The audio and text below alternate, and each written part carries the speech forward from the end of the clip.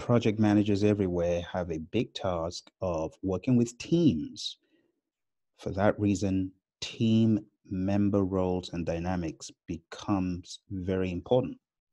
In John Maxwell's book, The 17 Essential Qualities of a Team Player, he covers these 17 qualities that team players should have, which are adaptable, collaborative, committed, communicative, competent, dependable, disciplined, enlarging, enthusiastic, intentional, mission conscious, prepared, relational, self improving, selfless, and solution oriented. And those are brilliant, brilliant qualities. But going beyond qualities of a team, let's dive into team member roles. And team member roles is a topic that has been studied and researched by a gentleman known as Dr. Meredith Belbin. He started off his research over 40 years ago at Cambridge, and he has since then presented to us a concept that is often referred to as team member roles. When you ask students and project managers, do roles really matter? People will tell you they do, because everyone needs to be in their position, doing their best.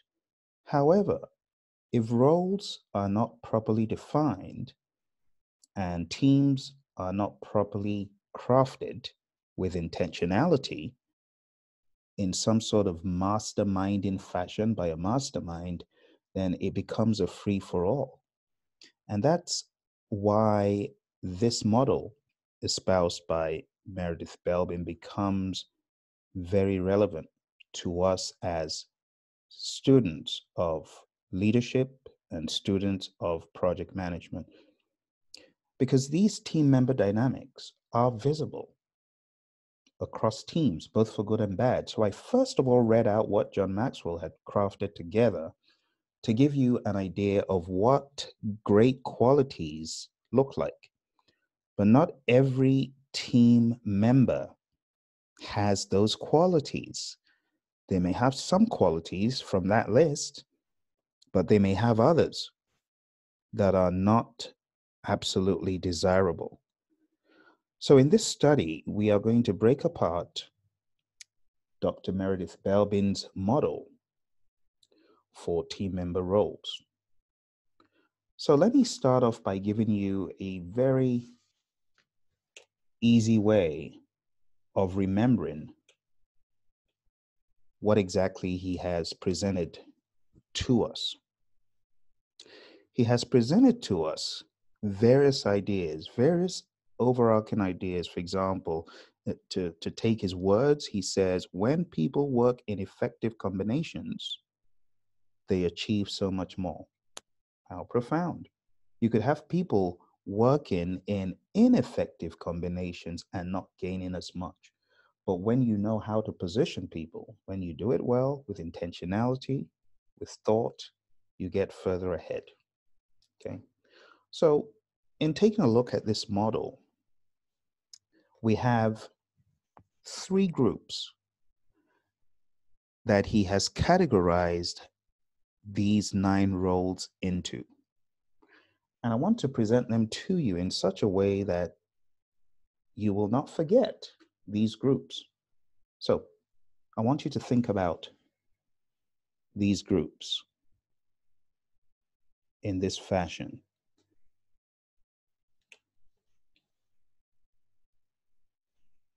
A, which is for action, action oriented.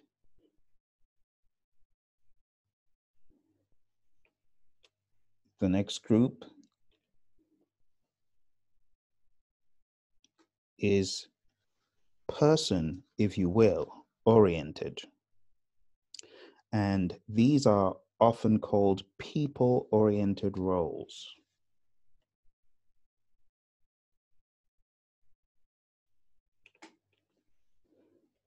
And then the last group is thought-oriented.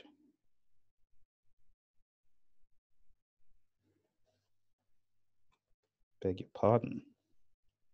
Okay. So if you remember that this is an apt model for teams, you will remember these categories. Just remember the word apt. Now, let's begin to dive into these one by one. First of all, under action-oriented roles, we have these behaviors. You've got to remember these are behaviors. These are not personalities. These are behaviors, and these behaviors are somewhat visible in these descriptions, or the people that would fit into some of these behavioral descriptions. It is important to remember that this is not personality. I am very big on reminding people that we should not rely on personality typing. That is a much wider topic, and it needs to be handled very sensitively and carefully. So I do not subscribe to personality typing or theories from that school. What I do subscribe to, though, is behavior. Because as Rick Brinkman says in his book, Dealing with People You Can't Stand, behavior is fluid and dynamic and is always changing. Personality is a whole different ballgame. This is not personality. So let's talk about the A section, action-oriented. Now, we have three, and the acronym that you can remember is SICK. We have one, the shaper. The shaper whips people into shape. And when you think about the shaper, this person is very dynamic, passionate. They've got that extrovert thing going on in this behavioral setting. And you need to remember that someone who is a shaper could be something else on a different team.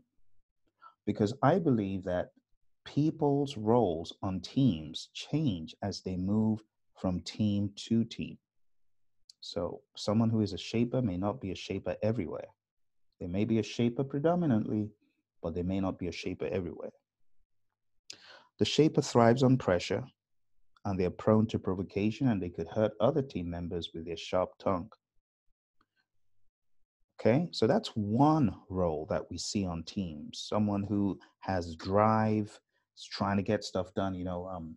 My friend Dr. Rick Brinkman, he talks about the tank in his book, Dealing with People You Can't Stand. The tank will grind you down.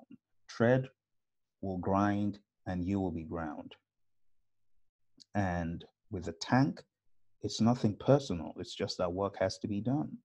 That's very similar to the shaper. Okay, they thrive on pressure. They're extroverts. They've got strong interpersonal communication skills, but they can be provoked and they could hurt other people's feelings. The next one is the implementer.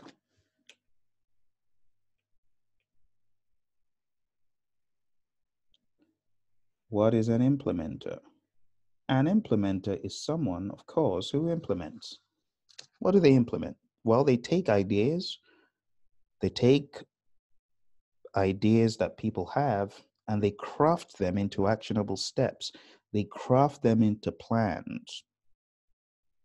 They can be conservative. They can be behavior-wise rigid in many situations, and they can be slow to accept change. From the world of project management, think about someone who thinks fully plan driven and may not want to deviate into an agile mindset. Okay, remember these are behaviors. Now, as I tell you these are behaviors, I want you to remember that these do not have to be totally set. Change is always a potential concept here. In fact, Dr. Belbin does say that we can change. Okay, we can change. So when we talk about these behaviors, we're not saying that you're totally set and that's it and you cannot deviate from it. Okay, the last one here that we have under the action column here, we call this one the completer. Let's make this a bit bigger. The completer. Yeah, actually two words. Completer, finisher. See that? Completer, finisher. Now, the completer finishers have a keen eye for detail. They are very, very meticulous. Not only do they believe in completing a project, they believe in completing that project good, like really well. They're detail oriented, they're painstaking, and they strive for perfection. Now, the only problem with this is they may want to do everything by themselves. You see, they may be kind of people that don't like to delegate. Now, with that, we jump ahead to put some pros and cons of these behaviors. We have pros and we have cons. So, thinking about the shaper, what is a pro of a shaper? What is one of the good things about a shaper? Well, one of the good things about a shaper is that work actually get done. You see, they are driven, so they got drive, they bring about movement,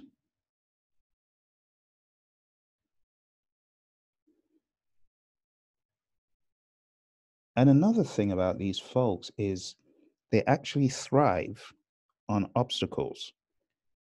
So they've got a no obstacle mindset. No obstacle is too big. They've got a bring it on mindset. You see what I mean? What are the cons? They could be sharp tongued and they could be insensitive to others. You see, and they could be a little bit argumentative.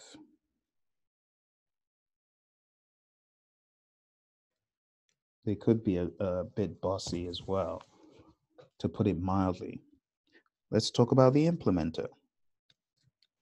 What is the good thing about the implementer? Well, they are very organized. Remember, they take ideas and they craft plans and actions from those ideas. So these are the folks who will make very good planners. They are organized. They are disciplined. But on the flip side, they can be a little bit rigid and resistant to change. So they could be rigid and they could resist change. Okay. As a tip for those of you who listen at an alarmingly fast speed, you could always speed this up, because I'm talking very slow so that those who are new to this concept can follow along and take notes. But if you're watching this on a platform where you can hit the times 1.5 or times 2, even for some of you, you might want to consider that. Okay.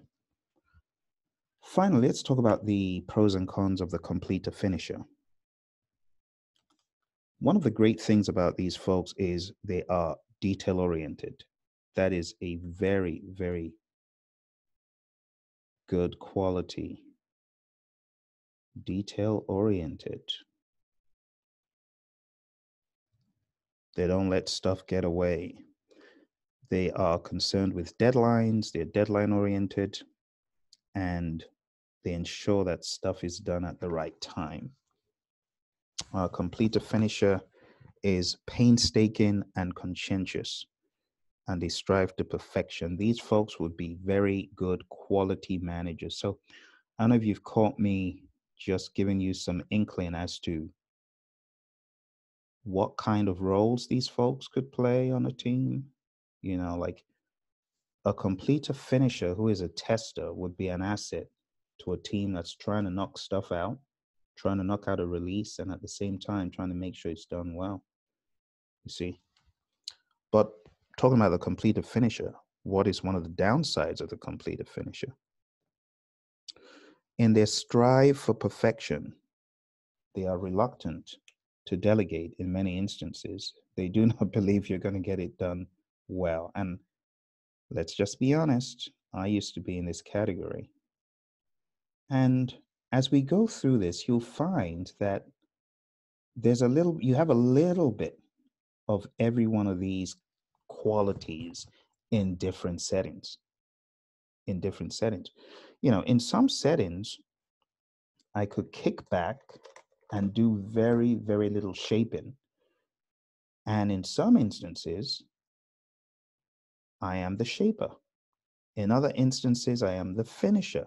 I mean, like if you're talking about some project management, program management related endeavor, I could very well become a completer finisher. Whereas in other settings, I could become an implementer, you see. So what Mr. Belbin is saying is not that we are one of these and nothing else. No, that's not what he's saying. All right. So I hope you caught that first group there, action. Now, when we think about these groups, we are bound to see a bit of ourselves, and we're also bound to see others. So when I look at shaper, I see qualities that have been described about leaders we know. For example, Steve Jobs is definitely one. Shaper comes to mind. And if you know enough and have read enough about Steve, you also see the completer finisher. My goodness. Talk about a situation where he decided to redo the tiles in the bathroom of one of Apple's facilities, not just once, but more than once. Like rip out all the tiles, do it again because one tile was out of place. I mean, that is definitely a completer finisher quality right there, coupled with many, many other stories about Steve. But anyway, that's it for the action group. Let's move into the next one, the people. And again, there is a way you can remember what this is, because people is right here sandwiched in between action and thought. Thought, action, people in the middle. So this is the center. You see that it's in the center of both.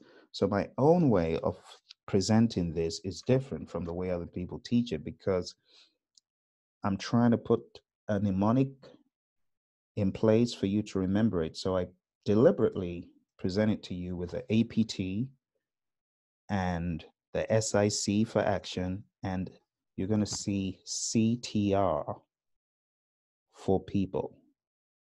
And you got to remember CTR is center. It's in the center. All right. So let's talk about these people-oriented roles. People-oriented roles, the touchy-feely type roles, they are very important. for teams to thrive.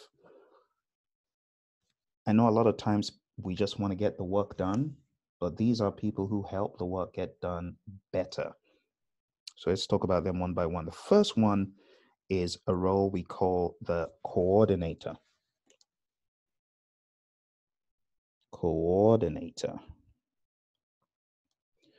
And I'm just going to go straight to talking about the pros of the coordinator. Now you know how I'm rolling with this. So let's talk about the coordinator. The coordinator has you could call it classic team member role. They are confident, they're mature. You could call them exemplary listeners. I'm talking about active listening. These are the people who could very well exemplify that. They guide the team to what you could say are the goals on the project. And they're able to see value that team members bring to the table. You could say they have a PMA, a positive mental attitude. Now, while that is good, having a PMA and while seeing the good in everyone, seeing good and strength in everyone, and while being objective, they got to make sure that they're not too objective. Because one of the things they could do is they could delegate to a fault. Now, there's nothing wrong in delegating, but you don't want them to delegate away what they should do. So it may sound a little bit strange, but delegate to a fault. And that is one of the things that comes out regarding the coordinator. You got to remember that in project management, when we use the word or the term coordinator, it is often used in a lower capacity for job description. This is not job description, this is role. So when we talk about coordinator, you got to remember we're not talking about a job. We're talking about a role someone plays. In a team of C-level executives, you could have one who is a coordinator. I've seen it happen. You could have one who is a completer finisher. You could have one who is an implementer. So these roles, you got to remember they're not job titles, okay? Because you might see yourself in the coordinator and wonder, oh, but the coordinators typically assist the, no, this is not job, okay? In some instances, unfortunately, the poor coordinator may be perceived as being manipulative, a plotter, and they actually could escape doing their own fair share of the work.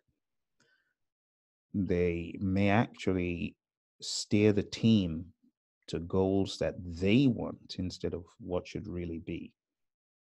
And, they may not be doing this in a malicious way. It's just what happens with these folks. Remember, again, I really want to stress that this is not personality typing. Okay? Because if you think that this is how they are all the time, you are missing the point. Teams are grouped together in different situations for different things, and these behaviors are triggered by various needs on the project, various actions. I like the way Dr. Belbin put it. He says, choose the best role for you. And then he says, not every team needs 9 of these roles that we're going to be looking at. Some teams may need just 4 or 5 or 6, but you don't need every single role. Another question that was asked when during an interview was, what do you think about this being applicable to other nations, specifically those that rely on command and control and draconian rule? And he said flat out that there are going to be some instances where teamwork is looked at as a threat. And in those circumstances, a totally different model of command and control may very well be what fits that government or that team for the time, or that collection of people, I should say, for the time. So just keep all these things in mind. Um, when it comes to people, I do not believe in rigidity, and I do not believe in personality typing and fixing people down, pegging people down. No, we're talking about roles. Okay. All right. Let's go to the next one. So the next one is the team worker. Team worker. What is a team worker? Team worker, you could say they are a unifier. They unify everyone. They are the unifying force on the team. They help to resolve conflicts or issues. They help create a healthy team dynamic. Positive mental attitude, again, good morale, and they're usually popular. So, positive mental attitude, and you could say conflict resolve. Those kind of people. They are perceptive, they're tactful, they've got this team slant, this intuition thing. However, at times when they need to make decisions because they are trying to avoid conflict because they're peacemakers, sometimes they're indecisive. They are not that manager that will tell it to you like it is. They may almost seem to be, in some instances,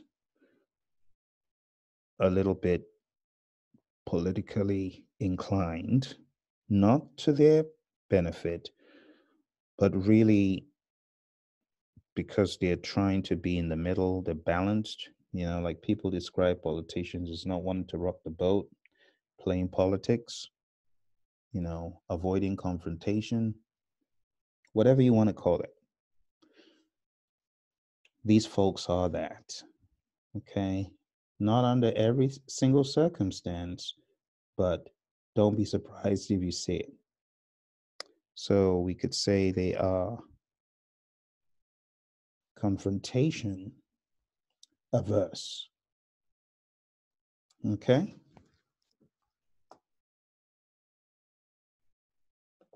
All right.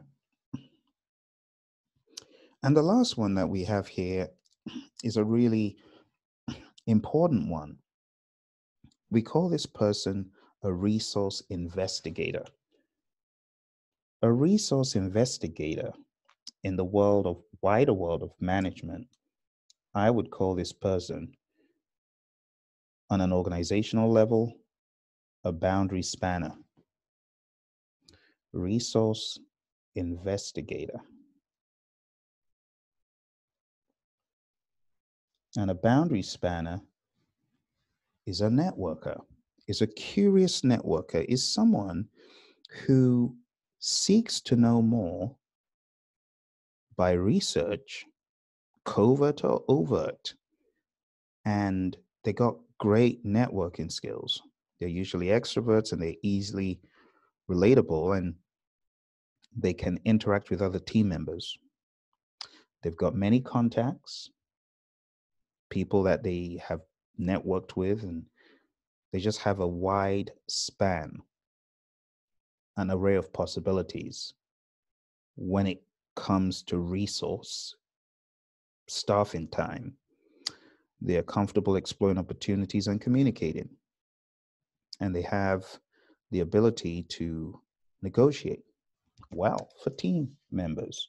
So they've got a lot of good strengths going on. They can negotiate, they are networkers, you know, and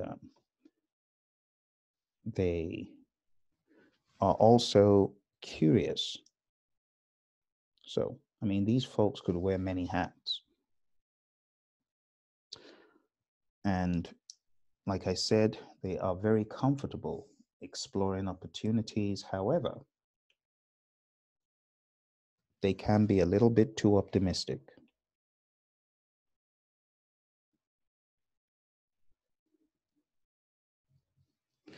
And they can be hot and heavy in the beginning, and that could all go away in a blink of an eye. It could wane once the initial buzz has passed. So they could get bored once the initial fire has died down. Okay, so far we've talked about the action and the people oriented roles.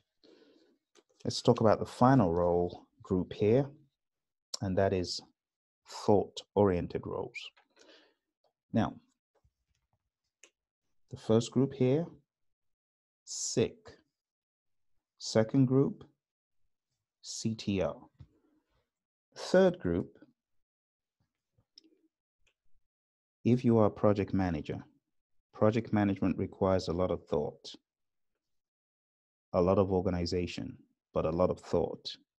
So you need a project management system to get your stuff done.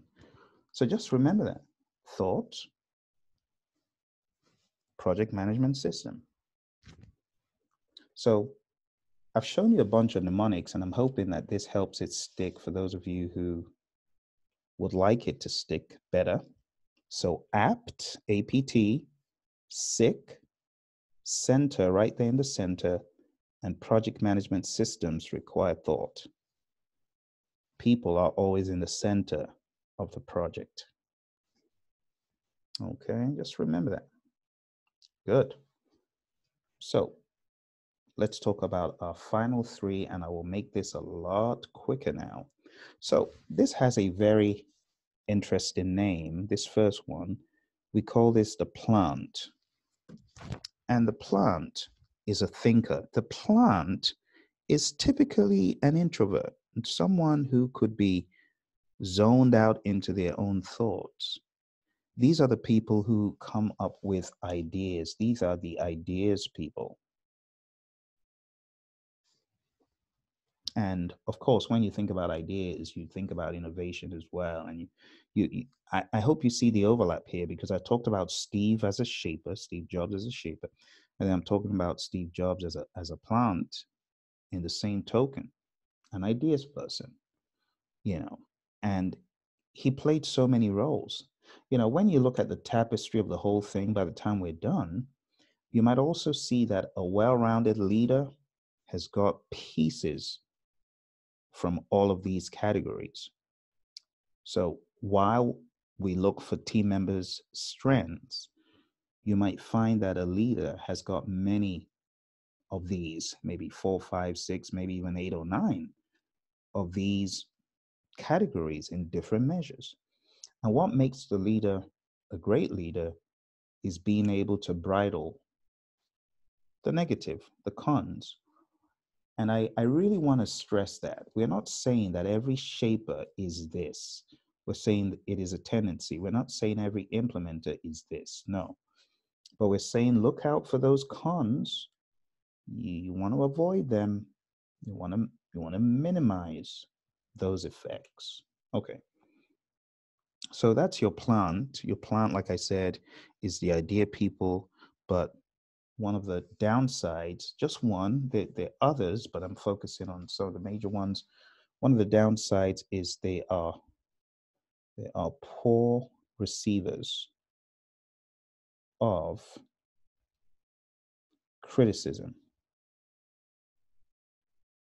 They do not take criticism very well. And not just positive. I'm not talking about positive. I'm talking about criticism that could be perceived as negative. even though it could just be criticism. They may see a negative bend towards it. Also, these plants are not great communicators. So while they got great ideas, they may not be great communicators. And in the same token, you could have plants that are awesome communicators because they've been made aware of it and they know how to bridle it and they've worked on themselves. That's the whole idea. Okay. So, like I said, ideas, and these are your innovators.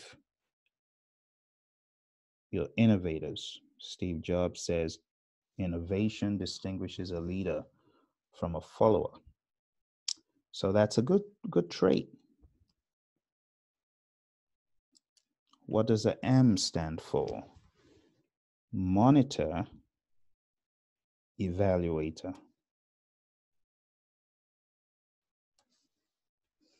What is a monitor evaluator?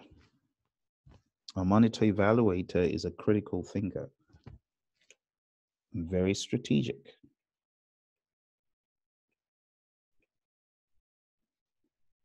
And you need people like this on your group. These are the people who help you think before jumping into action. They may really give it a good thought and consequently be slow to act. So you could say they lack drive and they're so critical in their thinking that they may end up being critical of other team members, overtly critical.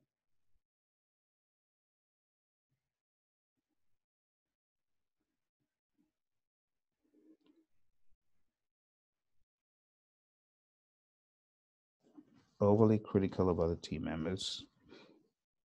And just knowing these behaviors, knowing these behaviors and trying to stay out of these landmines is going to help your team. You see, that's why we learn this stuff, so that we can stay out of the landmines. All right. Last but not least, final one here is the specialist. And because the specialist is only good at one thing majorly, they're great at their specialism. They're great at their specialism. Okay, you could say that they are indispensable. They're great. However, they may get bogged down by the technical babble, and other people might be lost. They might be technically bogged down because remember, they are specialists. It's like, I just use myself as an example. I went out to train a firm and we were talking about project management concepts, and there was a particular concept I was talking about in the project management body of knowledge guide terms. And the language, of course, was a little bit viscous and dense. And someone just came along and said, "Oh, is it this?" And it was like 3 words or 4 words that didn't need a whole boatload of others. I was so bogged down with the technical jargon that I had not realized what was being said in the PMBOK guide could have been said in so few words. Of course, I quickly corrected what I was saying using a much easier way of presenting it. So, anyway, my friends, that is it about the team member roles. There are many resources. Belbin has a website you can check out for more information. But in closing, just remember, not every team needs all 9. Remember that in regimes where there is hierarchy, this could be perceived as a threat. Remember that teams will achieve so much more if they're in the right combinations, if they're in the right place at the right time as a team member. And just remember, use your strength to the best of your advantage. Apt, sick, center, and project management system requires thought. People are in the middle. Okay?